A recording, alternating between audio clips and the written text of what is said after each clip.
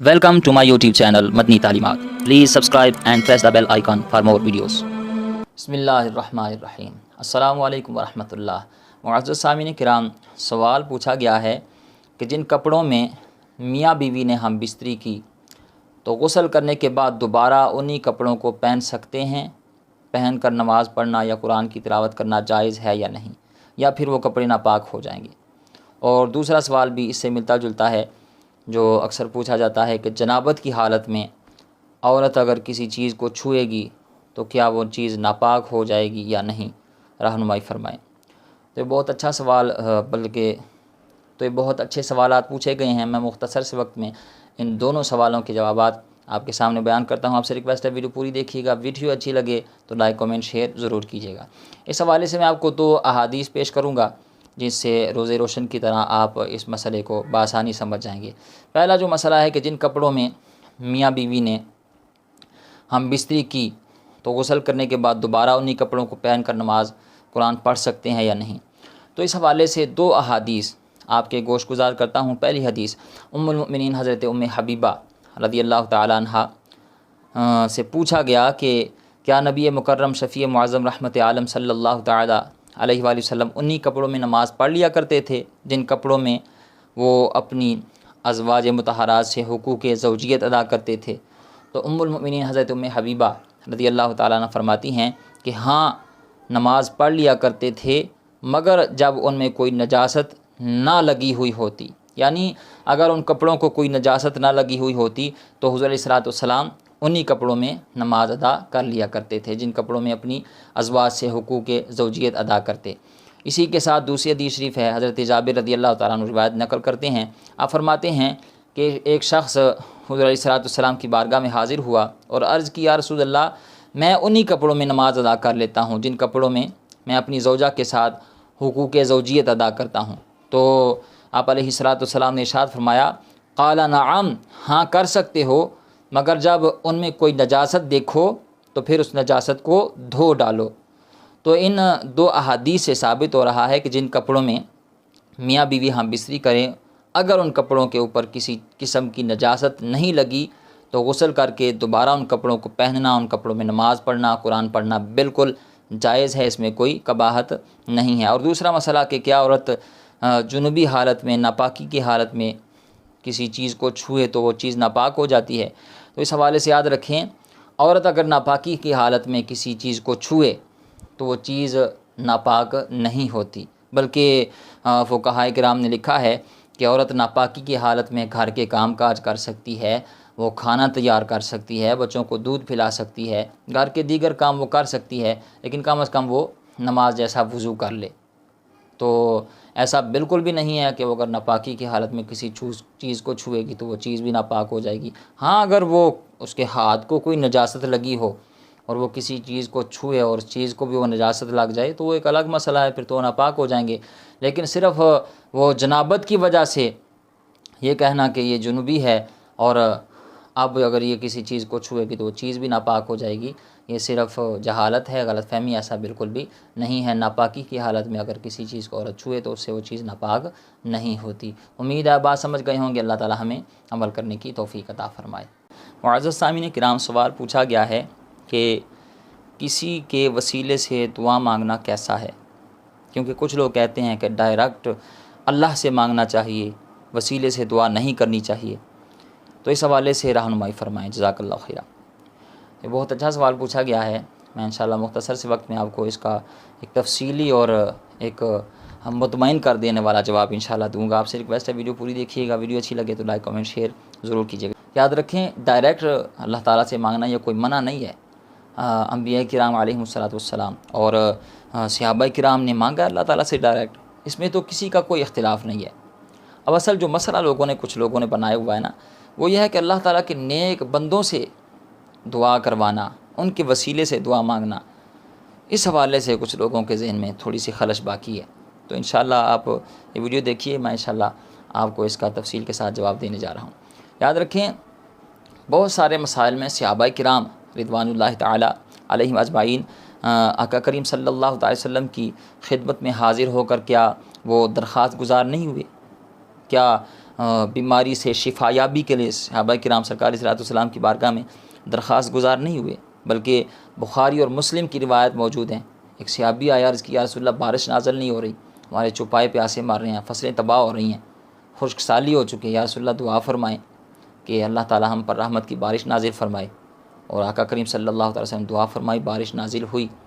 تو صحابہ کرام یہ درخواست گزاری نہیں کرتے رہے، اپنے مسائل کا حل آقا کریم صلی اللہ علیہ وسلم کی بارگاہ میں آ کر نہیں ڈھونڈتے رہے، دعا نہیں کرواتے رہے۔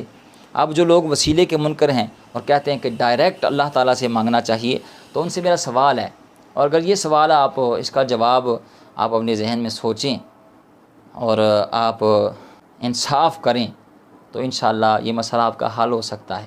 میرا سوال یہ ہے کہ کیا صحابہ کرام نہیں جانتے تھے کہ ڈائریکٹ اللہ تعالیٰ سے بارش مانگنی چاہیے، ڈائریکٹ اللہ تعالیٰ سے شفا مانگنی چاہیے؟ شفا تو اللہ ہی دیتا ہے نا، بارش تو اللہ تعالیٰ ہی نازل کرتا ہے نا، بیماریاں پریشانیاں ٹینشنیں تو اللہ تعالیٰ ہی دور کرتا ہے۔ تو کیا وہ نہیں جانتے تھے کہ ڈائریکٹ اللہ تعالیٰ سے مانگنا چاہیے؟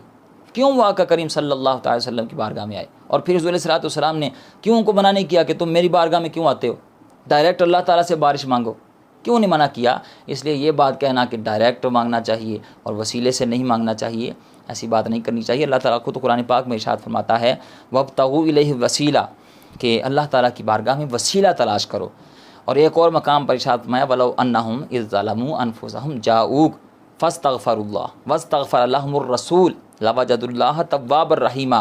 فرمایا اے حبیب، اگر یہ لوگ اپنی جانوں پر گناہ وغیرہ کے ذریعے ظلم کر بیٹھے تو آپ کی بارگاہ میں حاضر ہوں، آپ کو وسیلہ بنائیں، پھر اللہ تعالیٰ کی بارگاہ میں استغفار کریں، اور یہ رسول بھی ان کے لیے استغفار کریں، تو یہ لوگ اللہ تعالیٰ کو ضرور بخشنے والا اور مہربان پائیں گے۔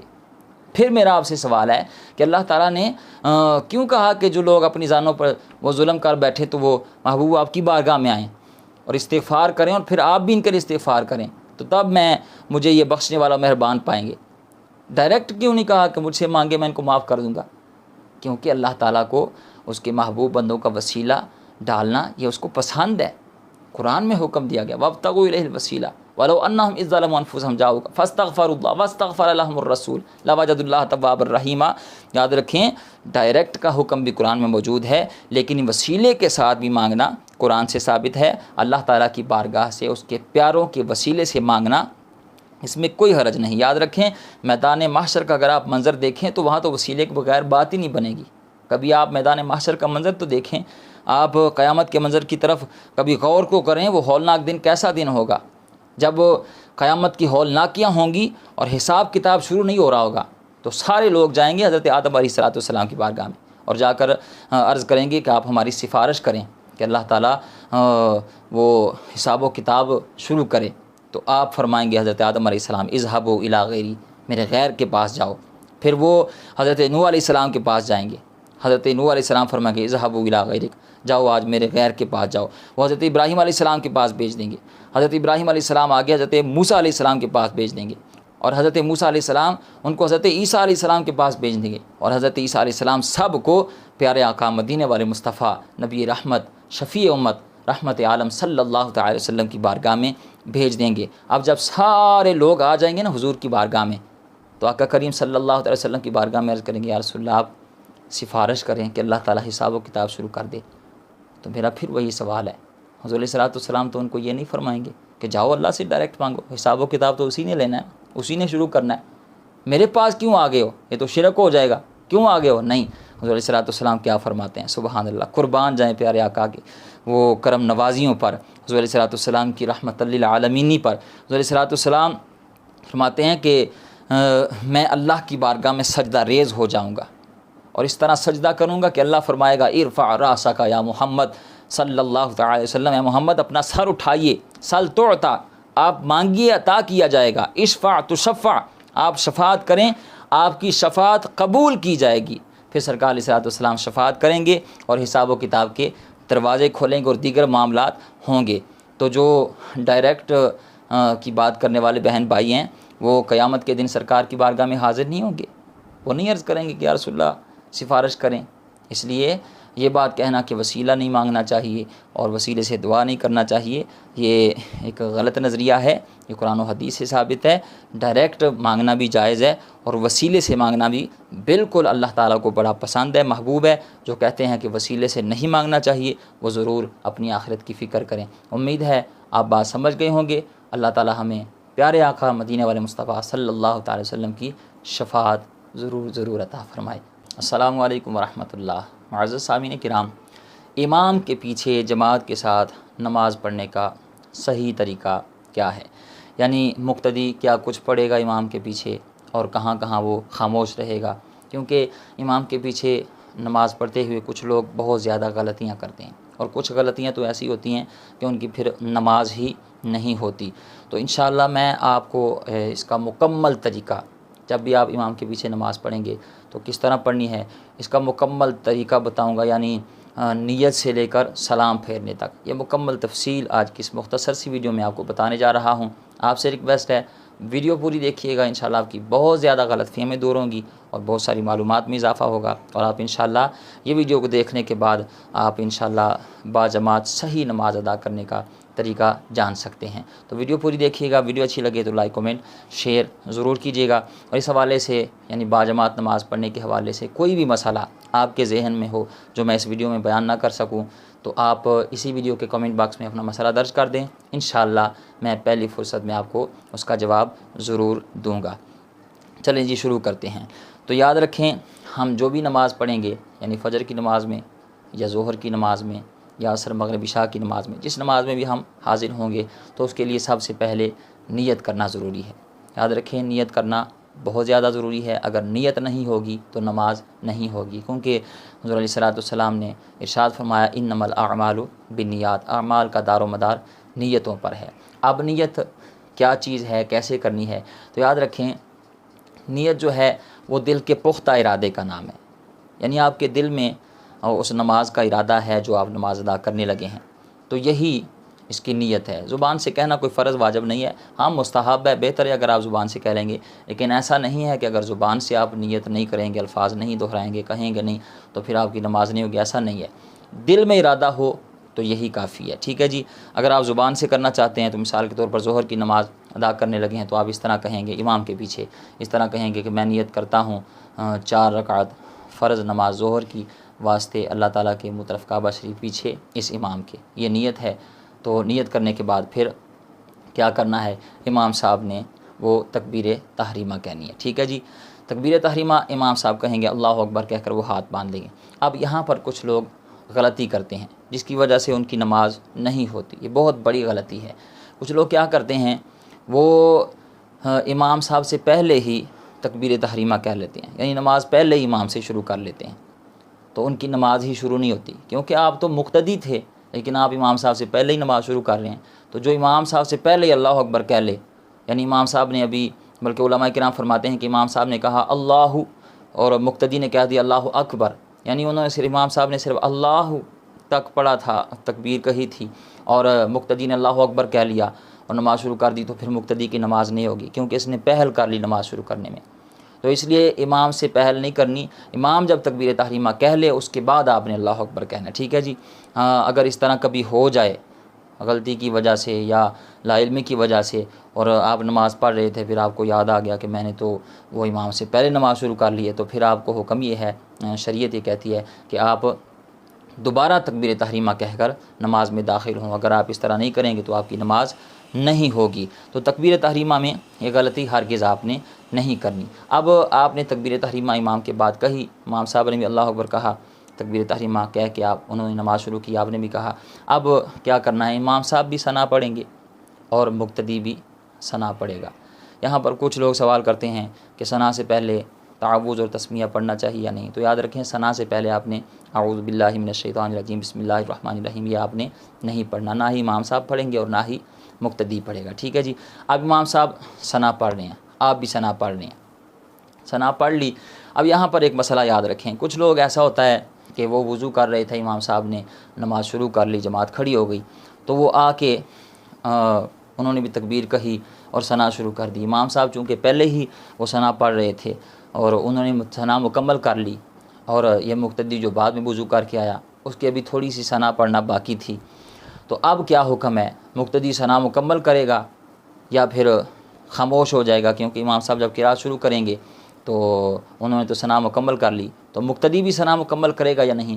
تو یاد رکھیں، جب امام صاحب قرات شروع کر دیں تو آپ نے چاہے ثنا مکمل کی ہو یا نہ کی ہو، آپ پھر خاموش ہو جائیں گے، کیونکہ قرات سننا یہ لازمی ہے، یہ ضروری ہے۔ ایسا نہیں ہے کہ آپ کہیں جی میں ثنا مکمل کر لیتا ہوں پھر قرات سنتا ہوں، ایسا نہیں ہے۔ جب امام صاحب قرات شروع کر دیں تو چاہے آپ نے آدھی ثنا پڑھی ہو یا کچھ الفاظ باقی ہوں، تو پھر آپ نے وہ ثنا نہیں پڑھنی، آپ نے خاموش ہو جانا اور قرات سننی ہے۔ قرات کیا ہے؟ سورہ فاتحہ اور جو 7 سورت ملائی جاتی ہے، ٹھیک ہے جی۔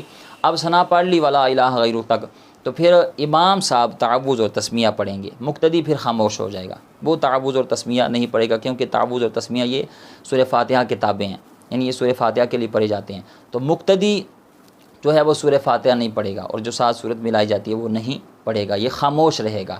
اب یہاں پر بہت سارے لوگ وہ سوال بھی کر دیتے ہیں جی کیوں نہیں جی، سورہ فاتحہ تو پڑھنی چاہیے، امام کے پیچھے ہوں یا اکیلے پڑھ رہے ہوں وہ تو پڑھنی چاہیے۔ تو یاد رکھیں، یہ ایسا مسئلہ نہیں ہے کہ کوئی ہم نے خود سے گڑھ لیا ہے، نبی پاک علیہ الصلوۃ والسلام کی احادیث سے یہ بات ثابت ہے، اور قرآن کی ایک آیت سے یہ بات ثابت ہے کہ جب قرات ہو رہی ہو تو پھر خاموش رہنا چاہیے۔ میں آپ کے سامنے قرآن کریم کی دلیل کے طور پر ایک آیت کریمہ تلاوت کرنے کا شرف حاصل کرتا ہوں۔ اللہ رب العزت نے قرآن کریم میں ارشاد فرمایا کہ وَإِذَا قُرِئَ الْقُرْآنُ فَاسْتَمِعُوا لَهُ وَأَنصِتُوا لَعَلَّكُمْ تُرْحَمُونَ، یعنی کہ جب قرآن پڑھا جائے تو خاموشی سے کان لگا کر اسے سنو تاکہ تم پر رحم کیا جائے۔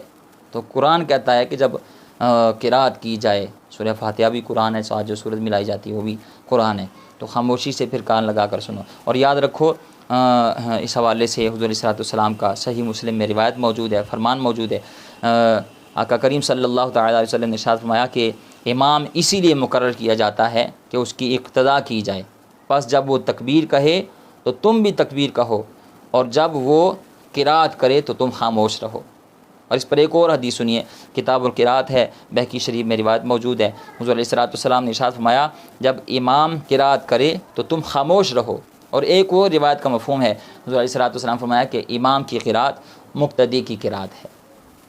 تو اس پر ڈھیروں سارے وہ دلائل موجود ہیں کہ جب امام صاحب قرات کر رہے ہوں تو پھر مقتدی نہیں پڑھے گا۔ یاد رکھیں، اگر سورہ فاتحہ پڑھنا مقتدی کے لیے ضروری ہوتا تو پھر صرف رکوع پا لینے سے کبھی بھی رکعت نہ ملتی، کیونکہ اس کی سورہ فاتحہ تو اس نے پڑھی نہیں ہے۔ حالانکہ حکم یہ ہے کہ جس کو رکوع مل گیا اس کو رکعت مل گئی، تو اس لیے سورہ فاتحہ مقتدی کے لیے پڑھنا ضروری نہیں ہے، چاہے وہ سری نماز ہو یا جہری نماز ہو۔ جو لوگ کہتے ہیں کہ جی سورہ فاتحہ پڑھنا ضروری ہے، ان سے میرا سوال ہے کہ اگر ضروری ہے تو جب آپ آئے نماز میں شامل ہوئے، امام صاحب نے وہ سورہ فاتحہ پڑھ لی ہے اور ساتھ آگے کوئی سورت بھی پڑھ لی ہے، بس وہ ایک آیت پڑھنے والی رہ گئی ہے، انہوں نے پڑھ کے وہ رکوع میں چلے گئے ہیں، تو اب آپ سورت فاتحہ پڑھیں گے یا امام کی وہ اقتداء کریں گے؟ ظاہر سی بات ہے آپ رکوع میں جائیں گے، کیونکہ امام صاحب چلے گئے، تو پھر آپ کی تو سورۃ فاتحہ رہ گئی، تو پھر نماز کا کیا حکم ہوگا؟ اس لیے مقتدی پر قرات کرنا ضروری نہیں ہے، وہ خاموش رہے گا اور خاموشی کے ساتھ قرات سنے گا، چاہے وہ سری نماز ہو یا جہری نماز ہو، یعنی ظہر عصر کی نماز ہو جس میں خاموشی کے ساتھ تلاوت کی جاتی ہے، یا وہ مغرب عشاء اور فجر کی نماز ہو جس میں اونچی آواز کے ساتھ وہ قرات کی جاتی ہے، اس لیے مقتدی وہ خاموش رہے گا، ٹھیک ہے جی۔ اس کے بعد پھر امام صاحب جب سورہ فاتحہ پڑھ لی، ساتھ کوئی سورت ملا لی، اس کے بعد امام صاحب اللہ اکبر کہہ کر رکوع میں جائیں گے، مقتدی بھی ساتھ رکوع میں اللہ اکبر کہہ کر جائے گا، ٹھیک ہے جی۔ اب یہاں پر رکوع میں جاتے ہوئے ایک غلطی لوگ کرتے ہیں جو بعد میں نماز میں شامل ہوتے ہیں، وہ دیکھتے ہیں وضو کر رہے ہیں، ٹھیک ہے جی، یا وضو گھر سے کر کے ہیں، تو امام صاحب جب رکوع میں گئے تو ان کو پتہ ہے رکوع اگر مل گیا تو رکعت مل جائے گی، تو وہ دوڑتے ہوئے آتے ہیں۔ ایک تو مسجد میں دوڑنا نہیں چاہیے، اس سے منع کیا گیا ہے، دوسرا وہ دوڑتے ہوئے آتے ہیں اللہ اکبر کہہ کر سیدھا رکوع میں چلے جاتے ہیں۔ تو یاد رکھیں، اگر صرف تکبیر تحریمہ کہہ کر اللہ اکبر کہہ کر رکوع میں چلا گیا تو رکوع کے لیے جانے کے لیے بھی تو تکبیر کہنے تھی، اللہ اکبر کہنا تھا۔ تو اگر کسی نے اس طرح کیا کہ صرف اللہ اکبر کہہ کر وہ رکوع میں چلا گیا، یعنی اللہ اکبر پھر رکوع میں جانے کے لیے اللہ اکبر نہیں کہا، تو اس کی نماز نہیں ہوگی، اس کی نماز نہیں ہوگی۔ وہ تکبیر تحریمہ کے لیے تکبیر الگ ہے اور رکوع کے لیے الگ ہے، تو یہ غلطی ہرگز نہ کریں، اگر یہ غلطی کریں گے تو آپ کی نماز نہیں ہوگی، ٹھیک ہے جی۔ اس کے بعد امام صاحب رکوع میں 3 مرتبہ یا 5 مرتبہ 7 مرتبہ وہ تسبیح پڑھیں گے سبحان ربی العظیم، سبحان ربی العظیم، مقتدی بھی پڑھے گا، ٹھیک ہے جی، جتنی بھی اس کو میسر آ جائے، یعنی مقتدی 5 مرتبہ 3 مرتبہ جتنی مرتبہ بھی وہ پڑھ لے، ٹھیک ہے جی۔ پھر امام صاحب کہیں گے، اٹھیں گے رکوع سے، سمع اللہ لمن حمیدہ، ٹھیک ہے جی۔ تو مقتدی نے سمع اللہ لمن حمیدہ نہیں کہنا، مقتدی کہے گا ربنا لک الحمد، ٹھیک ہے جی، یہ بھی کہہ سکتا ہے، ربنا ولک الحمد یہ بھی کہہ سکتا ہے، اللہم ربنا ولک الحمد یہ بھی کہہ سکتا ہے، آپ کو جو بھی آسانی ہے ان میں سے آپ وہ کہہ سکتے ہیں، لیکن سمع اللہ لمن حمیدہ صرف امام کہے گا، مقتدی نے وہ نہیں کہنا، ٹھیک ہے جی۔ اس کے بعد امام صاحب اللہ اکبر کہہ کر سجدے میں جائیں گے، مقتدی بھی اللہ اکبر کہہ کر سجدے میں جائیں گے، سجدے میں امام صاحب 3 مرتبہ 5 مرتبہ یا 7 مرتبہ جتنی مرتبہ وہ پڑھتے ہیں وہ تسبیح پڑھیں گے سجدے کی، سبحان ربی الاعلیٰ، سبحان ربی الاعلیٰ، اور مقتدی بھی پڑھے گا، پھر اللہ اکبر کہہ کر دوسرے سجدے کے لیے اٹھیں گے، پھر اللہ اکبر کہہ کر دوسرا سجدہ کریں گے، ٹھیک ہے جی۔ تو پھر سجدے والی تسبیحات پڑھی جائیں گے 3 مرتبہ 5 مرتبہ 7 مرتبہ، پھر اللہ اکبر کہہ کر مقتدی بھی وہ اللہ اکبر کہے گا، اور یہ دوسری رکعت کے لیے کھڑے ہو جائیں گے۔ اب ایک رکعت مکمل ہو گئی، اب امام صاحب پڑھیں گے بسم اللہ الرحمن الرحیم، مقتدی خاموش رہے گا، امام صاحب سورہ فاتحہ پڑھیں گے، 7 سورت ملائیں گے، مقتدی خاموشی کے ساتھ وہ کھڑا رہے گا، ٹھیک ہے جی۔ اب اس کے بعد امام صاحب اللہ اکبر کہہ کر رکوع میں جائیں گے، مقتدی بھی اللہ اکبر کہہ کر رکوع میں جائے گا، تسبیحات پڑھیں گے، پھر سمیع اللہ لمن حمیدہ، مقتدی کہے گا ربنا ولک الحمد، پھر سجدے کریں گے 2، ٹھیک ہے جی۔ سجدے کرنے کے بعد اب اتحیات میں امام صاحب بیٹھ جائیں گے، ٹھیک ہے جی۔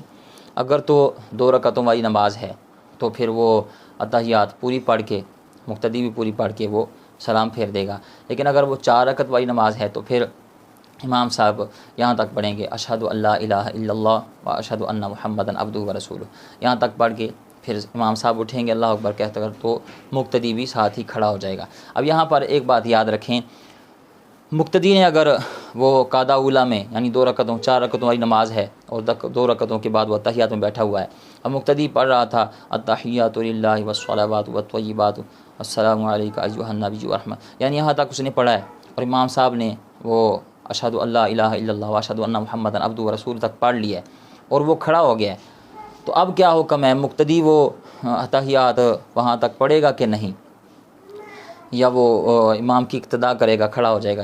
تو اس حوالے سے یاد رکھیں، علماء کرام فرماتے ہیں کہ اگر مقتدی سمجھتا ہے کہ امام صاحب یعنی کھڑے ہو گئے ہیں اور میری کچھ وہ اتحیات باقی ہے عبدہ و رسول تک پڑھنے میں باقی ہے، تو اب وہ کیا کرے، وہ اس کو مکمل کرے۔ ہاں اگر اسے خدشہ ہو کہ میں مکمل کروں گا تو امام صاحب تیسری رکعت کے لیے رکوع میں چلے جائیں گے، تو پھر وہ مکمل نہ کرے، پھر اٹھ جائے اور امام صاحب کی اقتداء کرے، ٹھیک ہے جی۔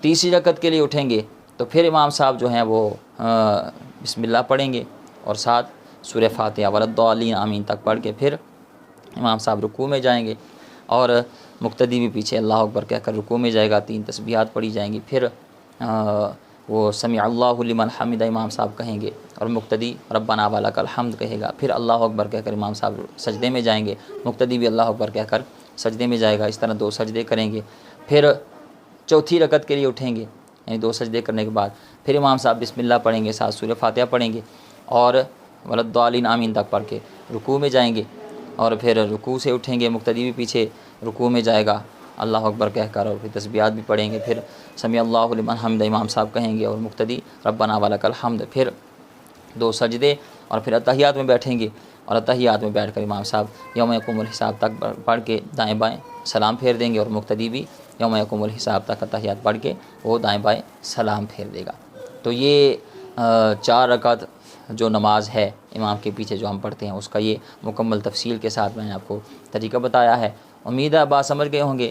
پھر بھی اگر اس حوالے سے کوئی مسئلہ آپ کے ذہن میں ہو تو اسی ویڈیو کے کمنٹ باکس میں اپنا مسئلہ درج کر دیں، انشاءاللہ میں ضرور اس کا آپ کو جواب دوں گا۔ اللہ تعالی ہمیں نماز پنجگانہ کی توفیق عطا فرمائے۔ السلام علیکم ورحمۃ اللہ۔ معزز سامعین کرام، نماز جمعہ کے 2 فرضوں سے پہلے اور بعد میں جو 4 رکعت سنت مؤکدہ پڑھی جاتی ہیں، ان کا طریقہ کیا ہے، ان کی نیت کیسے کریں گے، ان کو کیسے پڑھیں گے، اور نیت جمعہ کی کریں گے یا ظہر کی نماز کی نیت کریں گے، اسی طرح کون سی رکعتوں میں سورت پڑھنی ہے اور کون سی رکعتوں میں سورت نہیں ملانی چاہیے، اور قادہ اولا یعنی 2 رکعتوں کے بعد اتحیات پوری پڑھنی ہے یا تشہد تک پڑھنی ہے، یہ مکمل چیزیں انشاءاللہ، بلکہ تکبیر تحریمہ سے نیت سے لے کر سلام پھیرنے تک انشاءاللہ یہ مکمل طریقہ آج کی اس مختصر سی ویڈیو میں آپ کو بتاؤں گا۔